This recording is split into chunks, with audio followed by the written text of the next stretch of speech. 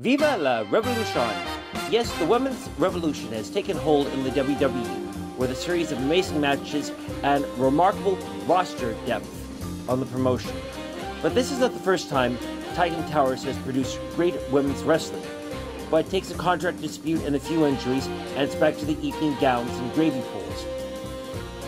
While the standards of women's wrestling in the WWE are very high right now, many would argue that it hasn't reached the same level as TNA Knockout's Shimmer and certainly the Joshi wrestling of the 80s and 90s from Japan. To see the types of levels that the WWE needs to reach to leave the gravitational pull of the Divas era, here are the matches you need to Google right now.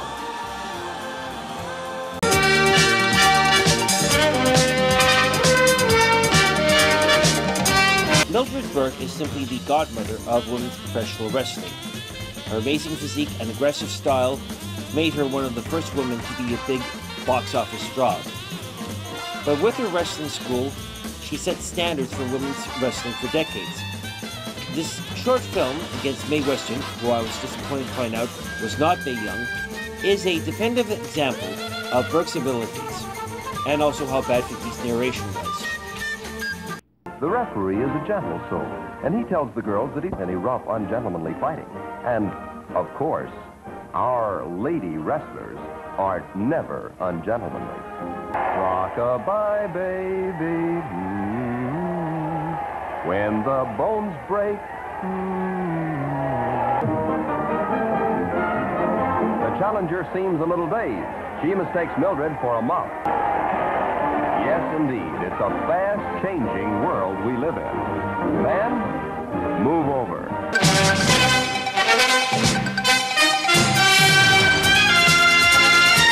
If there was anything Mildred Burke taught her prize pupil Lillian Ellison, it was to be relentless in the ring and to put your face on the belt so you're never booked to lose.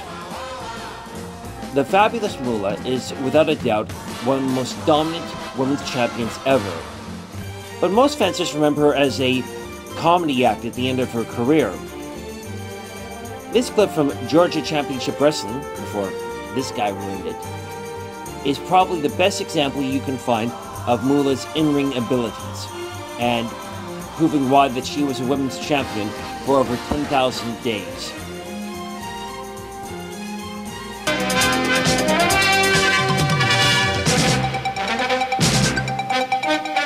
You don't have any lines. It's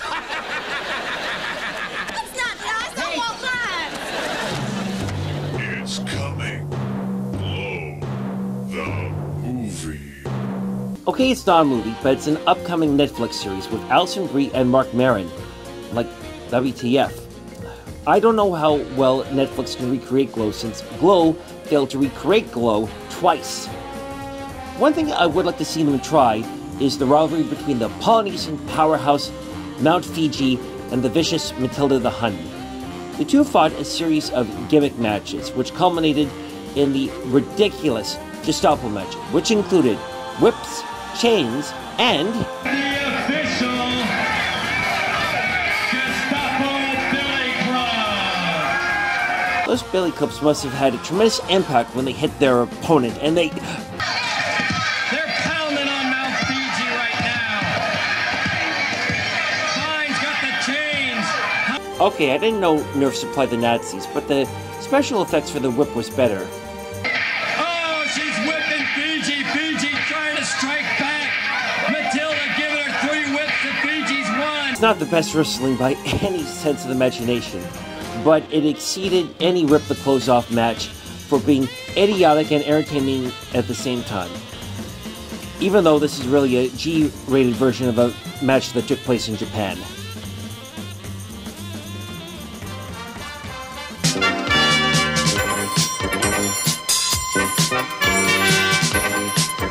Another disciple of Mildred Burke was the late Rhonda Singh, who dominated the world of wrestling as Monster Ripper. She was the first foreigner to win the All Japan Wrestling Championship. However, when she got her break in WWE, Vince had her dump the monster and adopt Bertha Faye with polka dots and all. Honestly, what was with Vince and polka dots anyway? North American fans never got to see Monster Unleashed, so here's a classic match of hers in All Japan against Dump Masamuto.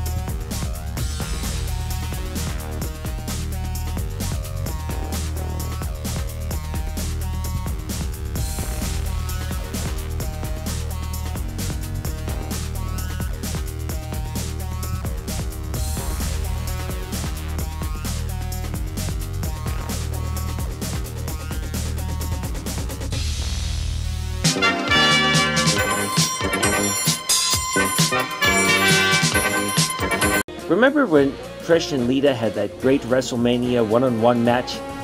No, you didn't, because that didn't happen. The only time Trish went up against Lita in a Mania match, it was at X8, and it was a triple threat match against Jazz. Spoiler, Lita and Trish didn't win. But what about the woman who's not in the Hall of Fame? Who is Jazz? Jazz is like rubber tough. No, actually, it's more like young Mike Tyson. No, actually, Jazz is like the XFL. It'll be around forever. Jazz has had a very long career in professional wrestling. Finding footage of her is no problem on the internet or on the WWE network. But for my example, I'm using a video from a promotion called Howl to help you discover more about this amazing athlete.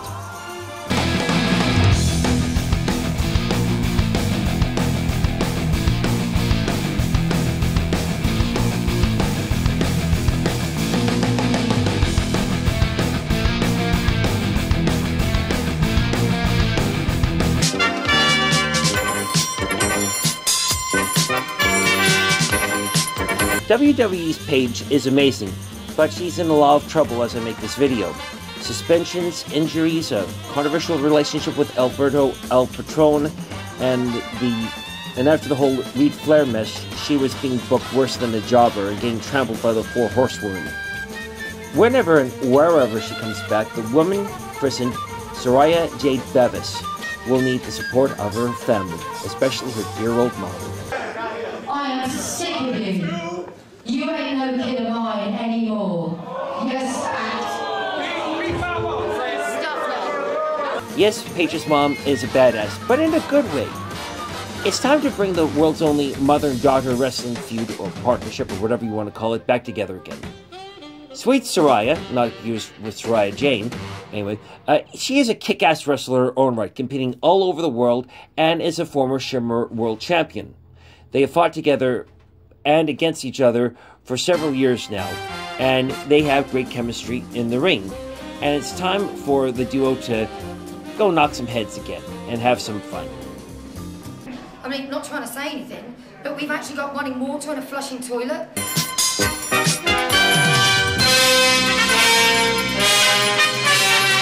In the golden age of British wrestling, World of Sport had no shortage of male superstars.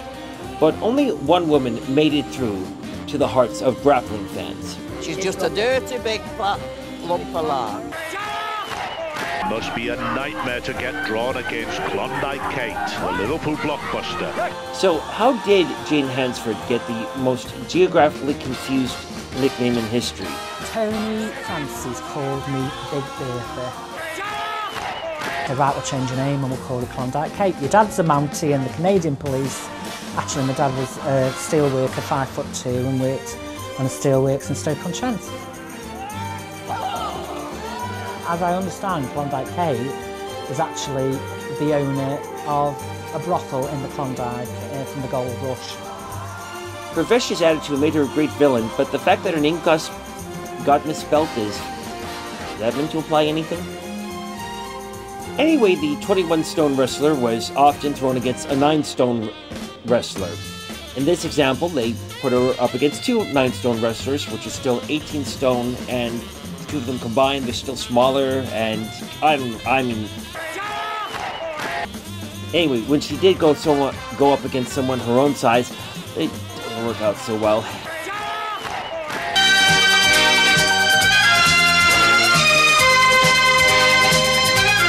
This guy defines women's tag team wrestling as something to keep the talent occupied while the fans are in the toilet. Hardcore fans often see a women's tag belt as a reason to give those matches relevance. They, of course, forget that WWF had a tag team division in the 80s, and it was neglected like a houseplant when you leave town. One of the few winners of the Tag Team Championship were the Jumping Bomb Angels, who were one of the legendary tag teams from All Japan Wrestling.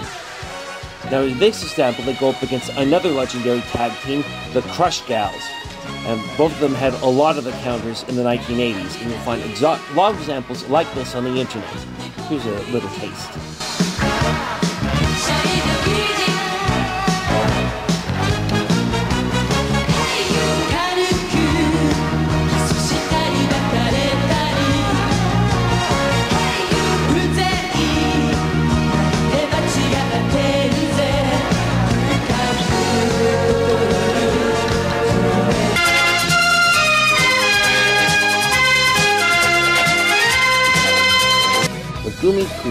Okudo.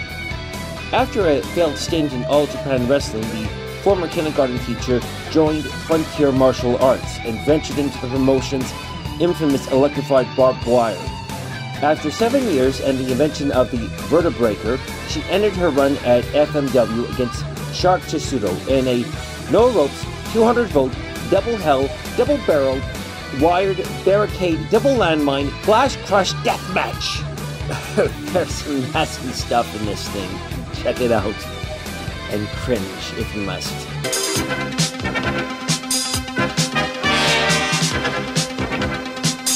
This is how this guy describes the story of Wendy Richter. She was an all-American girl who teamed up with Cyndi Lauper to take wrestling to the masses. Then she lost to the Spider and went home. The end. Now, we know the story doesn't end like that. After she left WWF, Richter fought all around the world and became a great badass heel. And at a time when Ronda Rousey was practicing her arm bars on unsuspecting preschool classmates, it was Richter who was the queen of the cage, basically being the only woman in the world who specialized in the steel cage match. Showing off her skills, which truly represent her Hall of Fame status.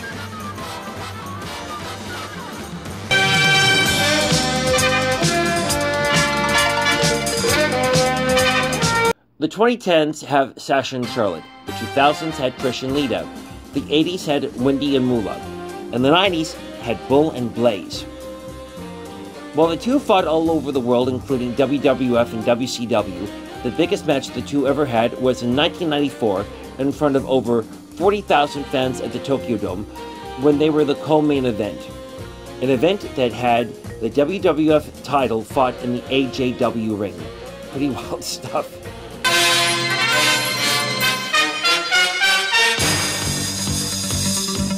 During her reign as WWF Women's Champion, Bull Nakano defended the belt in Japan as well against another legend of Japanese women's wrestling, Kyoko Unone. It is probably one of the finest examples of the golden age of women's wrestling in Japan. Vicious, athletic, and very intense indeed.